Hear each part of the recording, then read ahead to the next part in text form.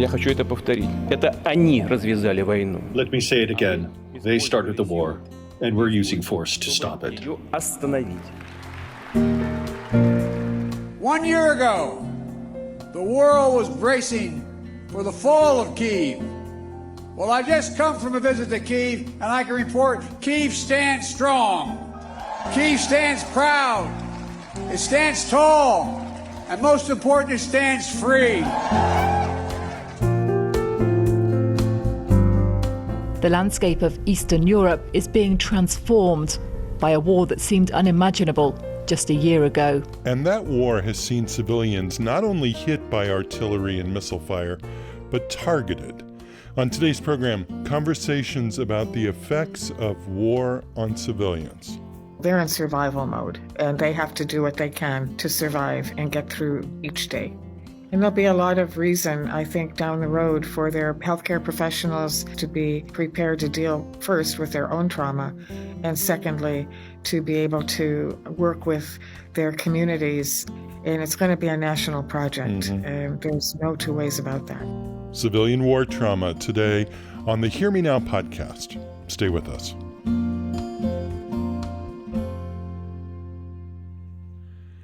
I'm Sean Collins. Thanks for listening. A content advisory as we begin. Today's program will include discussion of sexual violence being used as a tactic in the war in Ukraine. That discussion comes at the end of the episode, and I'll give you another warning before it begins.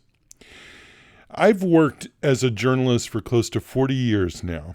I've been in newsrooms and editorial meetings when coverage was planned of both guerrilla and state-sponsored war making. From the Intifada and the troubles in Northern Ireland to the Contras war in El Salvador and Russia's war in Afghanistan and the Eritrean-Ethiopian war and the civil war in the Democratic Republic of Congo, to the two wars in the Persian Gulf, the Iran-Iraq war, the war in the Balkans among the peoples of the former Yugoslavia, and the U.S. war in Afghanistan, the Syrian civil war, and now Russia's war in Ukraine. Indiscriminate killing of civilians has occurred in many, if not all of those conflicts, but nowhere more blatantly, more tactically than in Russia's war in Ukraine. Civilians are not collateral damage in Kyiv, they're targets. And the hourly threat that poses to non-combatants, the trauma that causes, will be long-lasting. As this anniversary in Ukraine is marked, other organizations are covering aspects of geopolitics and diplomatic strategy and ongoing relief efforts to assist displaced people, and all that is very good to be covering.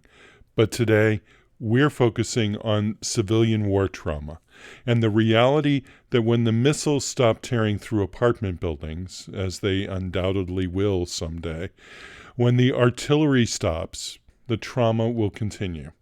And civilians, many of them women and children, will be challenged to begin the next part of their lives, their recovery. We have 4 conversations ahead.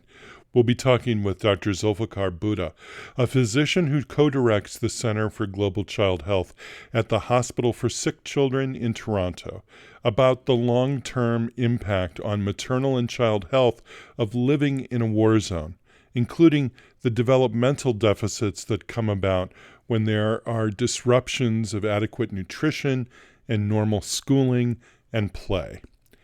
And at Dr. Buddha's suggestion, we'll check in with Shauna Cohn, who's the Director of International Education at Sesame Workshop. In addition to their long-standing effort to meet the educational needs of refugee children, for the first time ever in Ukraine, the good people at Sesame Workshop are producing specialized content for children in an active war zone. And at the end of the program, we'll talk with Dr. Nina Muchnik. She has written about trauma transmission and sexual violence and the reconciliation and peace building that's possible in the aftermath of war fighting. But we're going to begin these conversations by talking to Sister Donna Markham. She's an Adrian Dominican sister, a psychotherapist by training, and the CEO of Catholic Charities USA. Sister Donna, along with Archbishop Boris Gudziak, the current Archeparch of the Ukrainian Catholic Archeparchy of Philadelphia, have just returned from a visit to Ukraine where they met with civilians, including university students, sometimes following them underground to find safety. Through Catholic Charities, she's connected with the needs of refugees and the capacity that communities in the U.S. have to provide relief services for those refugees. But she says the immediate task for Ukrainians today is to survive to see another day. They're in survival mode, and they have to do what they can to survive and get through each day. And there'll be a lot of reason, I think, down the road for their mental health care professionals to be adequately prepared to deal first with their own trauma, and secondly, to be able to work with their communities in recovering from trauma. And it's going to be a national project, and there's no two ways about that. A little later in the program, we're going to hear from Shauna Cohn, who works with the Sesame Workshop, and they've been producing programming for children in Ukraine, both books and videos, specifically designed for kids living in a war zone. During your visit, did you have any encounters with young children? I did not. I was with the youngest. I met with some special needs young adults and university students in situations where it was real-time tragedy. So children, fortunately, were not present at all the funerals or the cemeteries. They were probably home, hopefully, with their moms. Or watching Sesame Street, we hope. Maybe. Let's hope they were watching Sesame Street. Tell us something about the people you and Archeparch Gudziak met during your visit. The situation did not lend itself to interviewing people, but rather encountering them and being with them in the middle of a very difficult situation. I did have an opportunity to meet with some of the university students. They're carrying on their studies basically underground in the university. As soon as the air raid sirens go off, the whole university moves underground and classes continue as if that was just the normal way things go.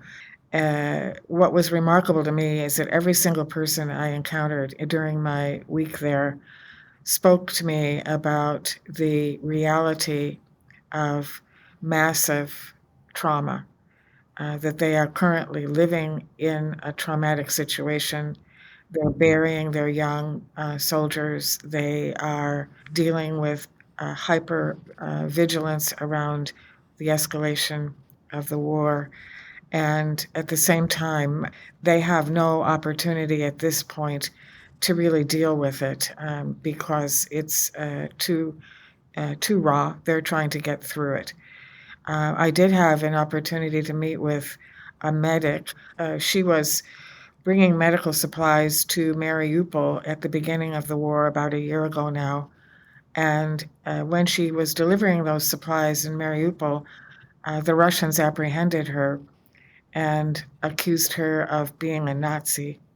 And she basically was imprisoned, sent to a prison camp in Russia, and was tortured for 94 days in the prison camp. She said that she was tortured in every way imaginable, except she was not raped. So she shared some of her story. She did not share details, and it was inappropriate to ask her to do so. So you got the sense of the total insanity of this war and the impact that it's having on many, many innocent people trying to help. It's going to take years and years of recovery for this whole population because it's almost like during World War II with people that were living in the middle of World War II under attack, and how long it will take them to actually recover from that is yet to be seen. But I think it's years. And I did encounter. We had a meeting with the mayor of Lviv. We met with him in his bomb shelter in the mayoral office building. And during that time, he shared with us the project that he's developing now in preparation for the ending of the war, which is really a whole initiative that's developing around healing and recovery. It's a multi-million-dollar project that will involve healthcare clinics, medical rehabilitation, behavioral health, mental health recovery, housing, to deal with a traumatized community. The name of the project is the Unbroken Project. That's an area where I think when the time is right, that some of our folks in the United States in healthcare might be of assistance to them. Right now, it's in planning stages, and they're looking ahead, which is one way for them to begin to cope with trauma. That there is a future. Yeah. That was pretty amazing.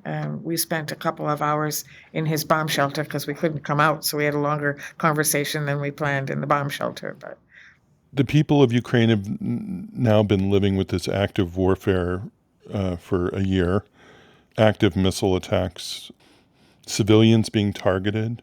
The trauma, as you've mentioned, has mounted and mounted and mounted, and they've survived it, and they're surviving it, and they're planning ahead. Do you have any thoughts on what welcoming communities where refugees may end up being our neighbors? Do you have any thoughts on what we can be doing to make sure we provide a place that's safe and a place of warm welcome and a place of healing? certainly, Catholic Charities agencies all over the country are receiving refugees from Ukraine as we speak. And the local communities, you're very right. The local communities have been wonderful in welcoming them.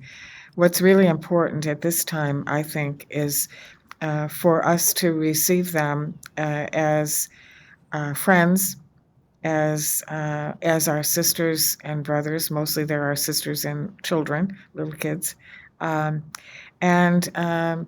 to listen to them, to help when needed, to assist them in finding or experiencing a safe environment, to help them to normalize, especially with their children, the fact that they're in a safe place, and then in basic understanding of people who've been traumatized, not to ask a lot of questions. Receive what they have to share with us, but don't probe, and try to establish a normal relationship of friendship and support, and that will go a long way. Sister, you're an Adrian Dominican, part of the worldwide Dominican community, known as the Order of Preachers. And I think one of the hallmarks of your orders has been a belief that you have to preach always, and if necessary, use words, that the way you live is a type of preaching. And I'm curious if you saw examples of that in Ukraine. Well, Dominicans use a lot of words, certainly in Ukraine, I was included in every aspect of the life of the church in Ukraine. I was welcomed. I learned a lot, and I think the most important thing was to convey to the Ukrainian people in all strata of society that as an American, as a woman of faith, as people of faith, that we are standing with them in this very horrific time, and that they are not forgotten, that we're praying with them and for them, and that we will share their story when we go home, and to do that with as much accuracy and candor as we can muster so that people recognize the inhumanity of the situation that's occurring right now. Yeah. Sister, thank you for that work, and thank you for the work you do day in and day out. I'm grateful for you taking the time to talk to us about your visit. Thank you so much. Sister Donna Markham is a psychotherapist by training and an Adrian Dominican sister. Sister Donna is the CEO of Catholic Charities USA. She just returned from a visit to Ukraine. We reached her in Northern Virginia. We're going to turn now to Pakistan and to Zulfikar Bhutta, a physician who co-directs the Center for Global Child Health at the Hospital for Sick Children in Toronto. Professor Bhutta is the founding director of the Center of Excellence in Women and Child Health at the Aga Khan University of South Central Asia, East Africa, and the United Kingdom. A fellow of the Royal College of Physicians in both Edinburgh and London. Dr. Bhutta is on the line with us now from Karachi. Welcome to you. Thanks so much for joining us. Thank you. Delighted to join you. We're interested in talking with you about the way war trauma affects children and their caregivers, often their mothers. When we look at a place like Ukraine, you realize that there's ongoing shelling and missile strikes causing destruction and disrupting the lives of families. And there have been extrajudicial murders happening in the streets and in villages. Children witness these things. They remember these things. How does that war trauma present itself to survivors of warfare? Well, thank you for that question. And let me start by saying again, Ukraine is a relatively recent conflict. It also is interfaced with fairly considerable continuous coverage, and that's why we are so aware of it.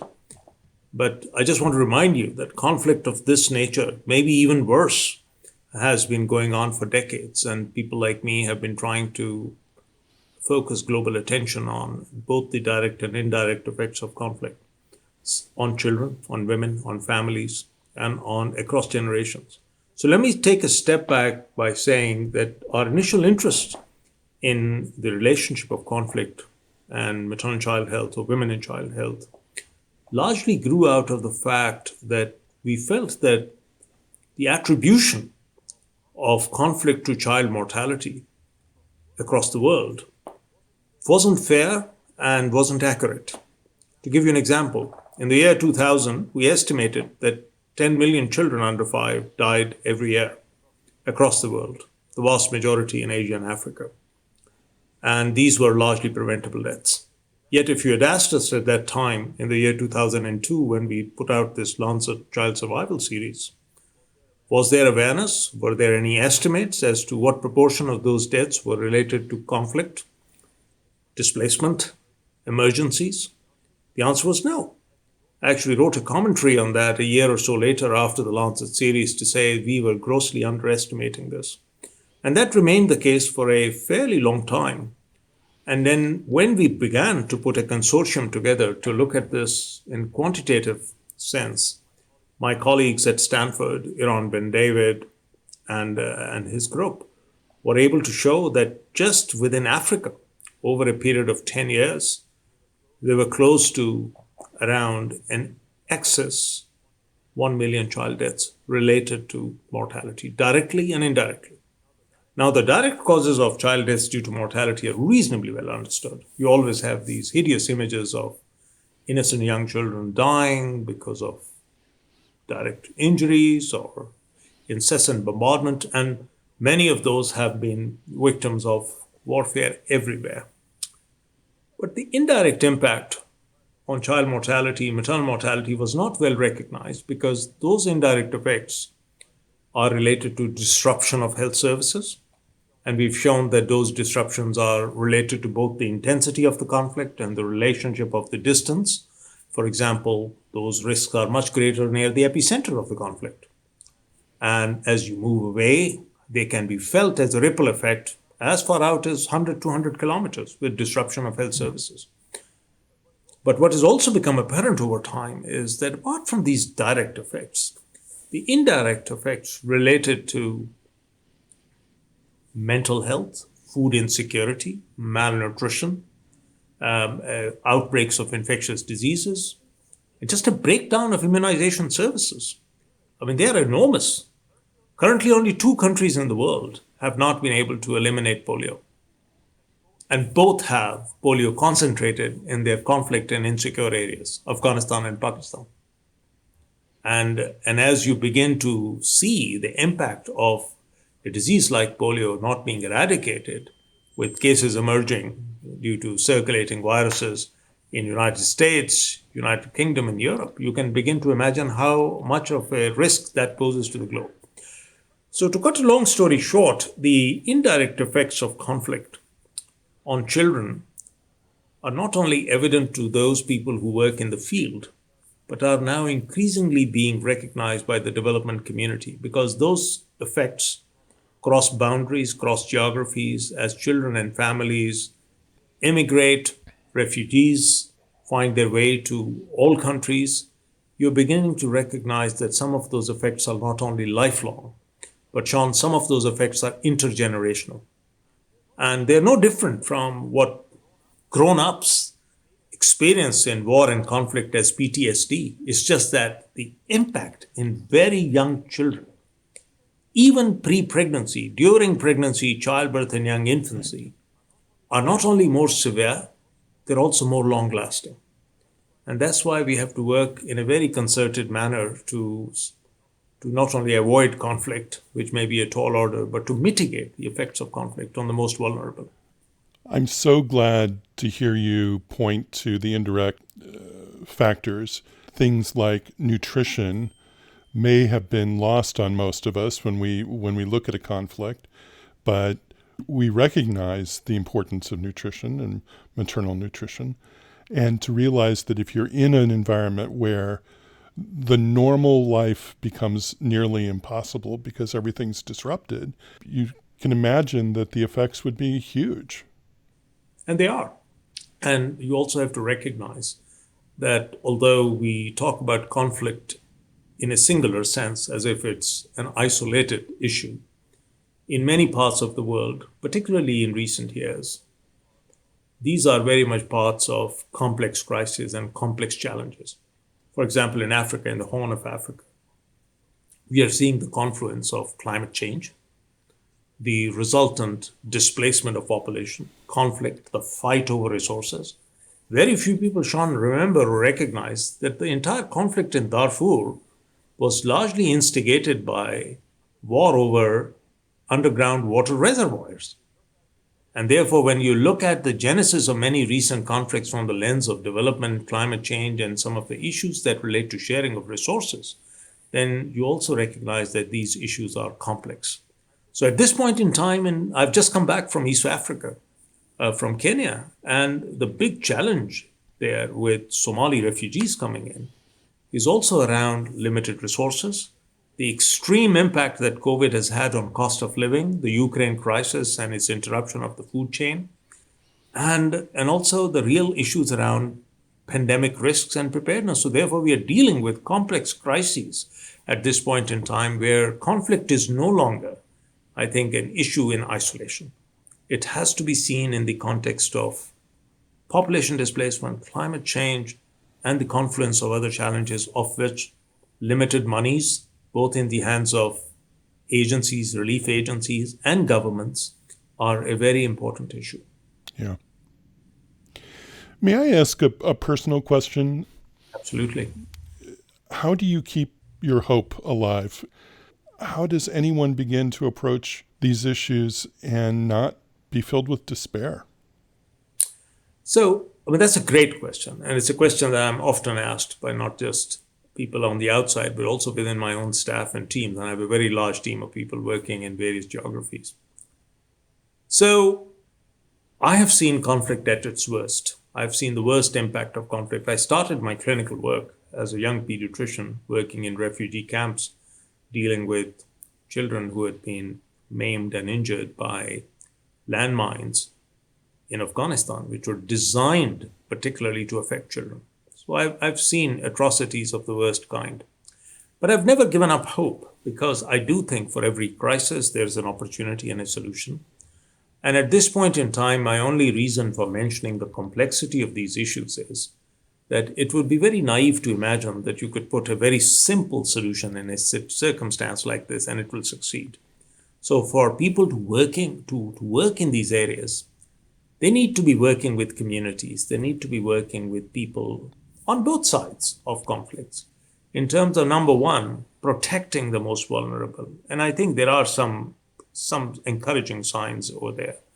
Also in putting strategies and solutions in place that are built on the best evidence. I've spent the last 6-7 years as a coordinator of a large consortium of academic centers, some of the best in the world, working on evidence-based strategies for maternal and child health in conflict settings and emergencies.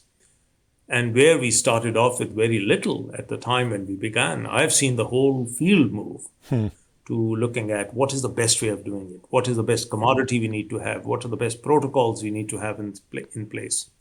Also, the groundswell of support on moving towards issues which would allow us to have some rules of engagement in conflict that protect women and children. Now, I'm sad to say that the recent Ukraine conflict has blown everything up in terms of how humanity should prevail in those circumstances. But I have not given up hope. I think for any of these challenges, the one way we keep our hope and momentum forward is that we are able to work in those geographies to protect the most vulnerable women and children.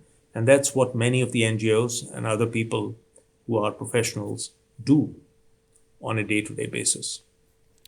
Can you tell us a little bit about treatment for post-traumatic stress and what strategies have been effective?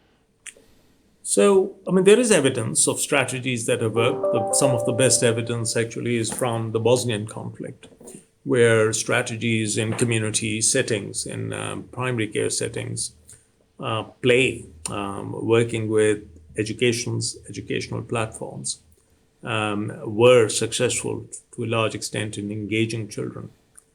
But I think the most important take-home message from most of the recent evidence is that management or addressing post-traumatic stress requires continued support and longitudinal support. That isn't a short-term intervention that you do for the first month or two. These are children, adolescents, young people, adults, women who are at risk of relapse, who are at risk of consequences for a very long period of time. I think the starting point in all of that is good recognition, good diagnostic.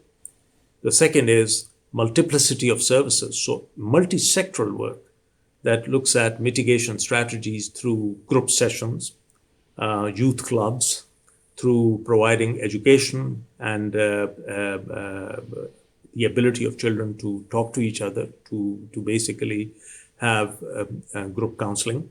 Those are strategies that are time-honored and they come from a sound evidence framework. Where we still struggle a little bit is on the scale of those interventions. I wish that I could tell you today that we've been able to implement these at scale in many geographies, outside of the fantastic work that many agencies, including Sesame Street, are doing with Syrian refugee children in the Middle East. There are very few examples of such kind of approaches at scale in the very poorest populations of the world. For example, I worry about the Horn of Africa. I worry about Afghanistan, where conflict's been going on for decades, that there isn't a large-scale effort. I am, however, very pleased to say that despite all the challenges and problems, the Afghan authorities are well aware of the need for doing something about mental health in their population, because even if not for children, they are well aware of the impact it has had on the population at large. So slowly, steadily, people are moving away from just saving lives and short-term band-aid measures to providing support and services that would be more long-term and potentially sustainable and grounded in community support, because health workers will leave. The government cannot be in your houses or bedrooms all the time. At the end of the day, it is communities who have also got to organize themselves in some ways with the spirit of volunteerism and community groups. And women in this aspect are fantastic. Women recognize the value of this more than anybody else. And I've been particularly impressed with the evidence emerging from the role of women's support groups or women's groups on addressing some of these issues in their own population. Yeah, there's such a stark divide between the stereotypical way that women's groups deal with post-stress. Men typically are isolated from other groups, typically don't talk about what's happened to them. I mean, you have to ask veterans, and they will tell you straight away. I mean, there is this myth that needs to be broken that somehow or the other post-traumatic stress is something that you want to keep private because it exposes some of your weaknesses, and men are not supposed to be affected by it. I think the biggest success and the biggest evidence-informed intervention in PTSD management is the ability to talk about it, is the feeling that you're not alone and that there are others with you who have had the same experience and same suffering, and that together people can find their way forward. And that's one of the reasons why I keep mentioning again that youth groups, youth clubs, activities which are of a positive nature, where people can engage, share their burdens with each other, and also, share some solutions. Because many of the measures that need to come forward in poor communities also are innate indigenous solutions that come from activities and measures that people are able to implement in their own context without a lot of external help. And it also respects the truth, I'm sure, that what works in one region may not work in another. What works in one culture may not work everywhere. Absolutely. You have no doubt about it. But I think, meaningful engagement at a community level is therapeutic. Yeah. And slowly, steadily, the evidence is growing on the role of lay health workers, volunteers, community support workers, who can be valuable because they are there, they are from the community, and they are often at times, particularly if they're women, able to work with other women and work with young girls. Is there any evidence that mothering or post-trauma is affected by the trauma? Is there any evidence that children are indirectly affected by their mother's trauma? Well, let's step back and look at the evidence that maternal mental health matters to child health. Absolutely does. We now know that many of the risk factors for growth failure in early childhood, infancy, are related to the mother's mental health and just her ability to look after a child. When you take that as the evidence that comes out of non-traumatic situations, just average life that you see in our rural or urban settings, you can well imagine that if you compound either pre-existing mental health conditions or compound post-traumatic stress-related mental health by exposure, then it will inevitably impact the ability of the mother to look after her child. Now, mothers are generally extremely protective. And we know that there is a degree of protection which is also at the cost of mother's own health. In many of these crisis situations, what I have observed and written about is the remarkable phenomena whereby you see the impact on the mother's health and nutrition before you see the impact on the child because of the mothering and the protection effect. But it's not perfect.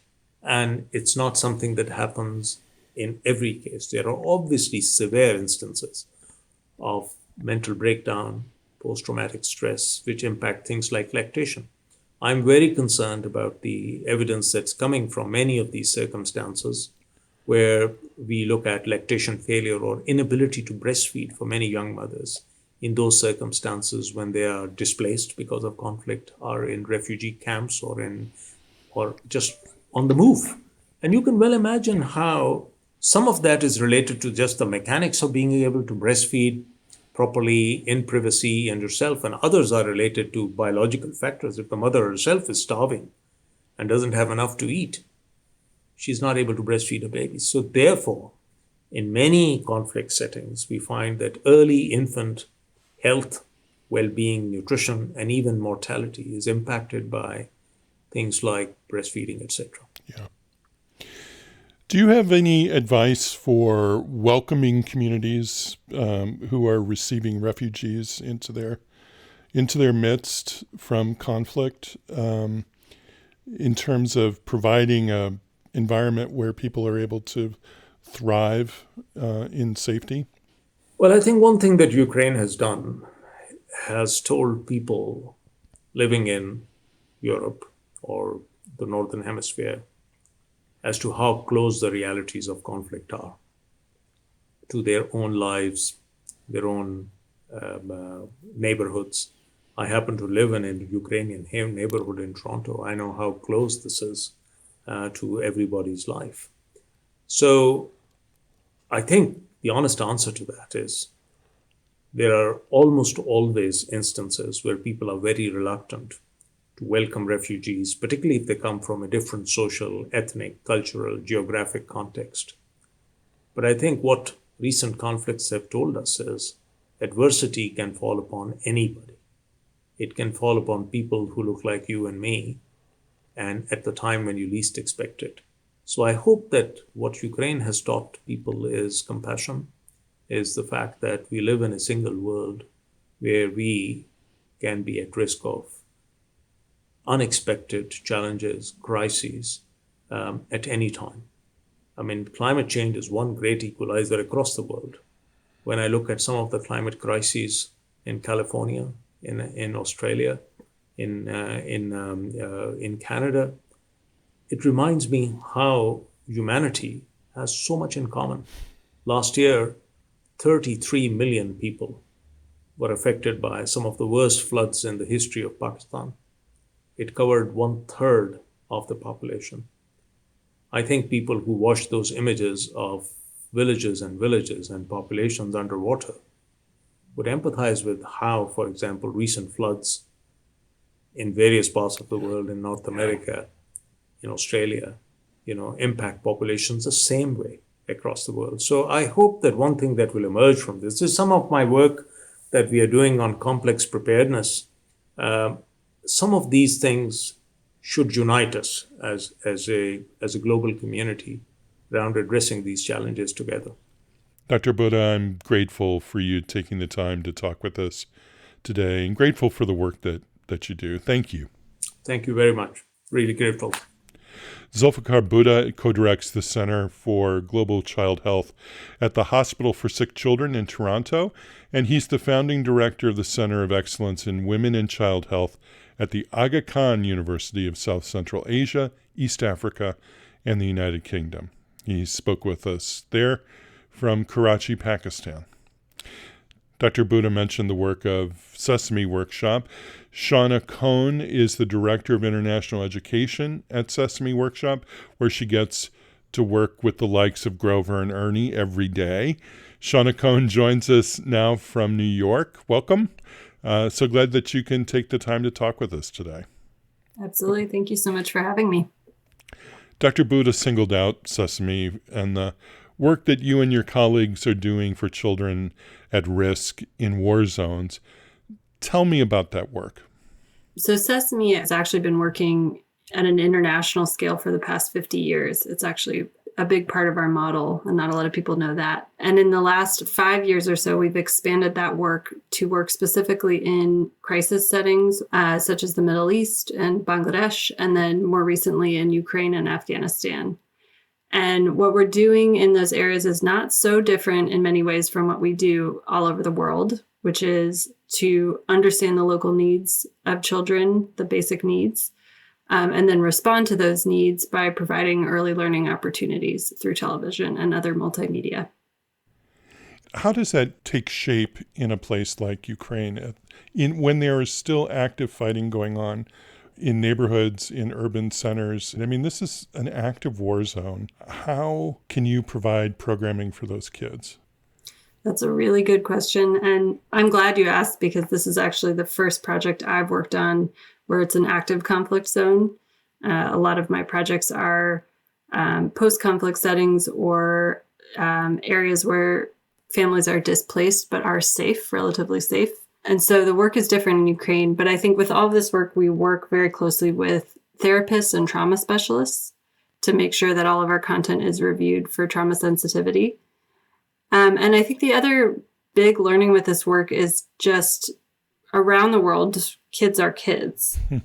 This sort of sense of normalcy and play and opportunities for learning is actually a big part of protective healing for kids, especially in the midst of crisis, but really in any situation. And so I think that's sort of what we always go back to. That's part of Sesame's DNA, is how do we serve children from a child's perspective? That's such an important point. You know, the window, the developmental window where a deficit is so strongly felt is relatively narrow. Mm-hmm.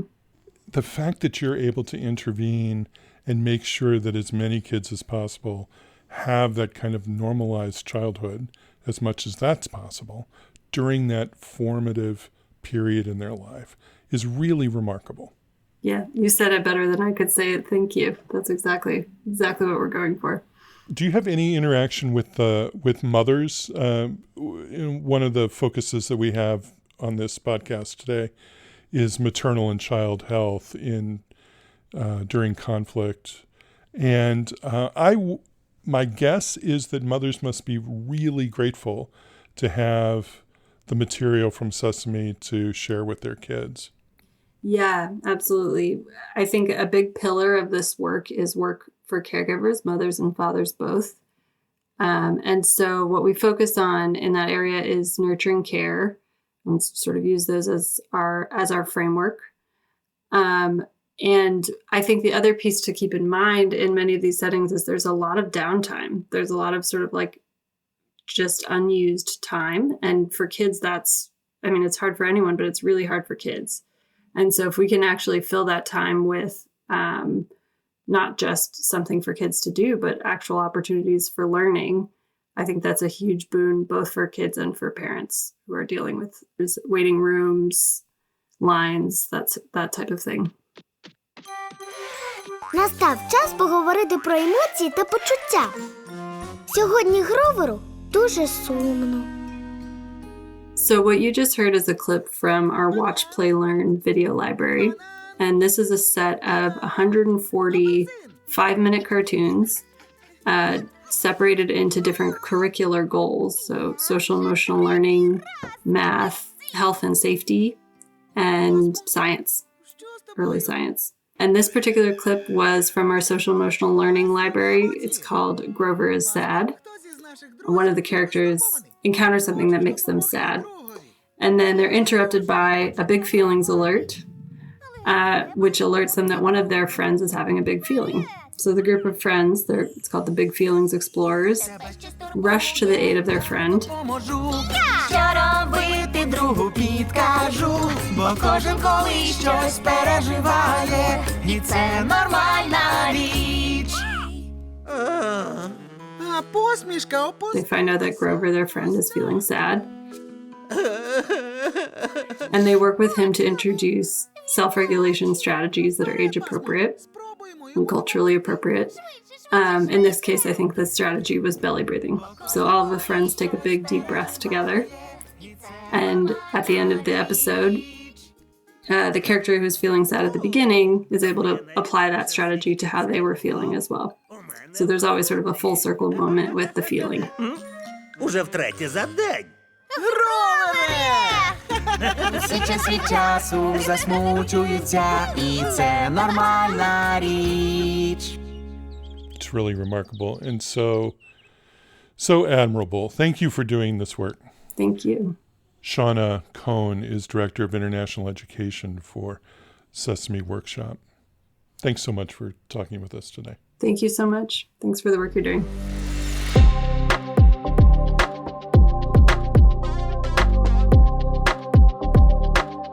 I want to give you a content warning about what's next on the program. We have a conversation that includes talk of sexual violence and its use in war.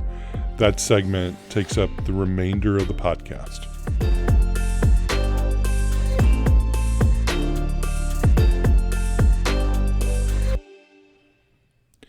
Dr. Nina Muchnik is a researcher at the University of Pompeu Fabra, Barcelona, and the author of Trauma Transmission and Sexual Violence. Dr. Muchnik is on the line with us now from Barcelona. Welcome to the podcast. Thank you very much for inviting me. I mentioned that your latest book is about trauma transmission. Tell us about that concept, one's trauma being passed on to others. So I spent almost 10 years, I think, altogether doing ethnographic anthropological work in post-war Bosnia and Herzegovina. A lot of people are familiar with the conflict that was happening after the dissolution of Yugoslavia in the 90s, so basically 30 years ago. And I have been observing basically how particularly women that were raped, that were detained, that were sexually violated for the purposes of conflict, for the purposes of genocide, are recovering now after the war. So to me, it was very interesting because also just in these 10 years, I could observe really big changes in what is happening in terms of trauma transmission. So firstly, I was focused just on recovery of women themselves. And then because I spent quite a lot of time also with their families, so I saw their kids growing up, the conversations, the interactions that they had. And of course, I knew all the background of the crimes that happened to those women. A lot of them are afraid that when they will pass away, the truth, so the crimes will be forgotten. So they started to feel, I think, also more and more pressure of, okay, now it's the time, we have to talk to our kids. And there was one very interesting thing that happened to me, that I was working with one group where this topic was quite a lot on the table, like, okay, we want to share this with our kids, but we are so afraid how kids will react. We are afraid that they will, that they will react negatively, or that they will be ashamed, or so they were generally afraid of reaction. And because they wanted to share, then I brought one group of those women, survivors, to one local school in Bosnia and Herzegovina, where they were able to talk to kids of other families. So not to their own kids, but to random kids that they didn't know. And it was such a powerful moment. And I would also say really a moment of like first time speaking to the kids, to young people, so 15, 16 years old. And the reaction of these kids was also very precious because they wanted to know details, they wanted to know what really happened. And it was, for a lot of them, it was first time actually to hear and to know that, okay, there was war, they knew about this, but they didn't know that there was really such massive use of sexual violence going on. Right. So when we talk about trauma transmission, I think like very similar to other conflicts in the past, it's been dealt with silence. But I also think that more and more years pass, more and more women feel the desire and need to speak up. And I think with Ukraine, what is happening now, it's very interesting because I feel that sometimes it's another opportunity for Bosnian survivors to bring this back to the table, like to the international audience, right? Not just to local, regional level, but really to inform people again, like, okay, we are still here. It happened 30 years ago. Now it's happening in Ukraine, and listen to us again, right? My memory is that in the Balkans, that was the first time that war rape was identified as a war crime. Is that right? It was for the first time when there was a so-called Foča trio. So Foča is a small town in Bosnia and Herzegovina, which was specifically known for rapes and even houses that were transformed into so-called rape camps or rape houses, where women, even children, like young girls, were detained. And this Foča trio, so I'm talking about 3 perpetrators that were ordering and executing war rapes against those women and girls. So they were prosecuted, and it happened only in 2001, which is ridiculously late, for the victims and survivor, but it happened. And I think this is something that we have today with the war in Ukraine, because, for instance, war in Ukraine just started a year ago. I mean, of course, before already in 2014, but I'm talking now about full conflict that also gained a lot of international attention. So from last year, we already now have people that are being prosecuted for war rapes, and this wouldn't be possible if war rape wouldn't be recognized in international court in Hague because of the conflict in Bosnia. Dr. Mochnik, in the Balkans and similarly now in Ukraine, there was long-standing enmity among different ethnic groups, fueling the use of war rape as a tool of genocide, not just of sexual violence, but an attempt to dilute the ethnic identity of a people.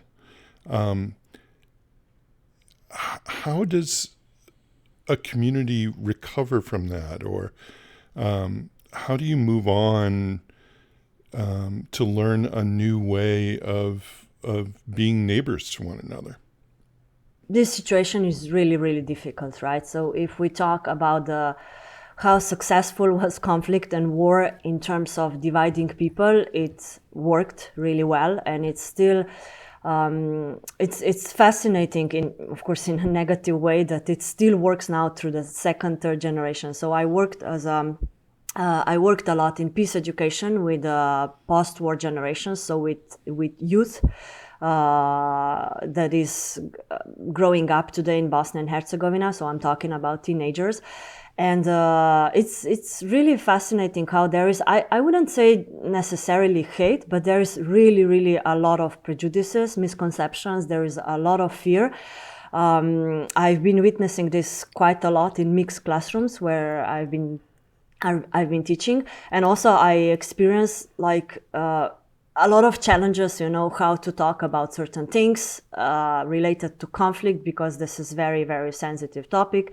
And in this way, reconciliation and successful long-term peace building is really, really difficult. So in this way, Bosnia today is still very much divided. And I always feel that, of course, military conflict ended in 30 years ago, a bit less, but the kind of frozen conflict or negative peace is still there, right? And we can feel this conflict that is going on through the discursive practices, of course, from politicians in media.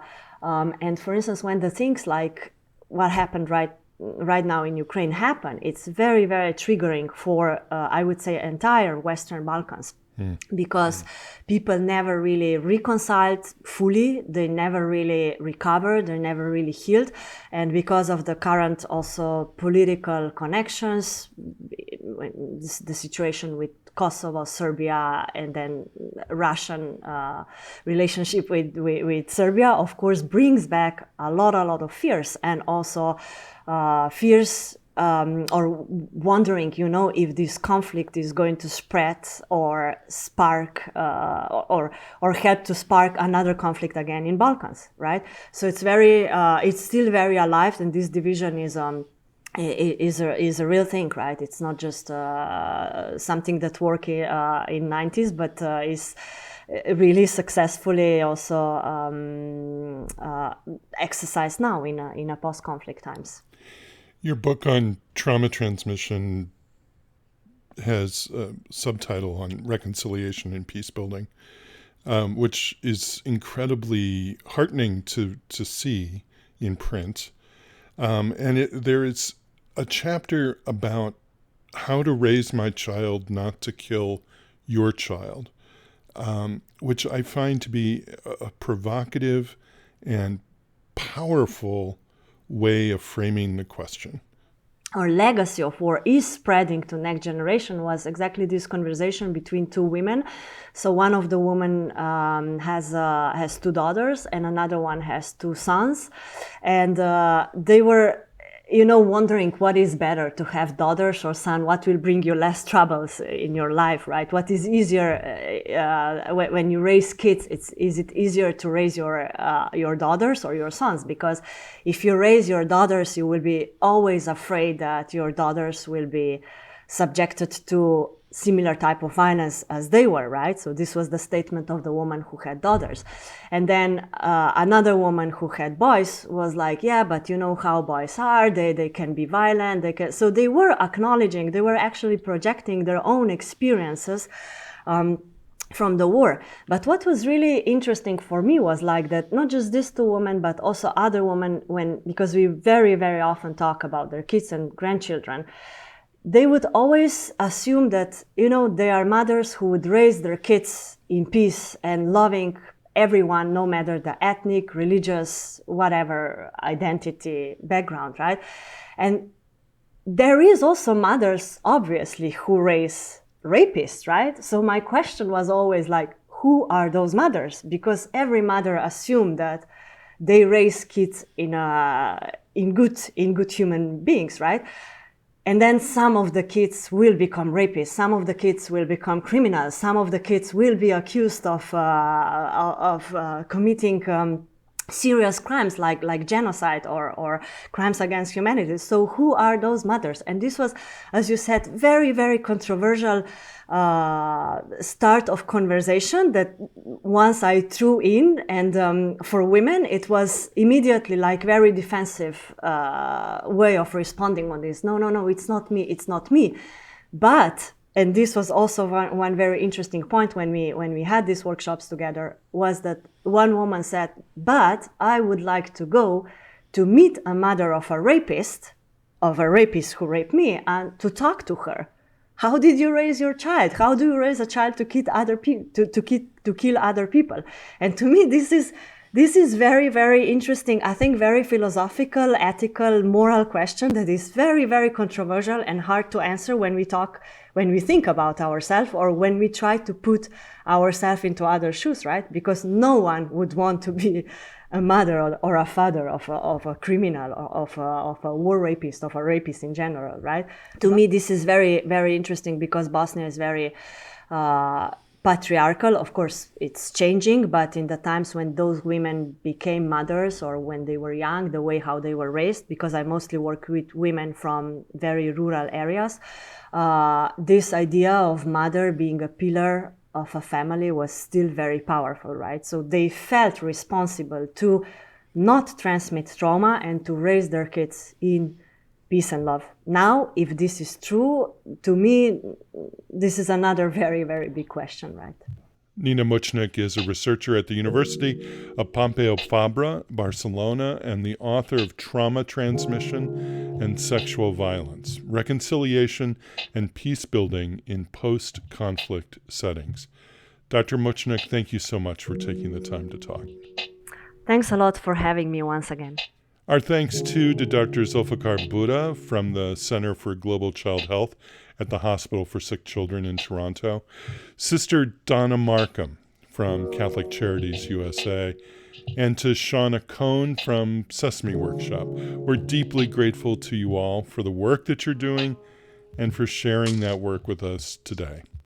The Hear Me Now podcast is a production of the Providence Health System and its family of organizations. Find us on the web at www.hearmenowpodcast.org. Our program is produced by Scott Acord and Melody Fawcett.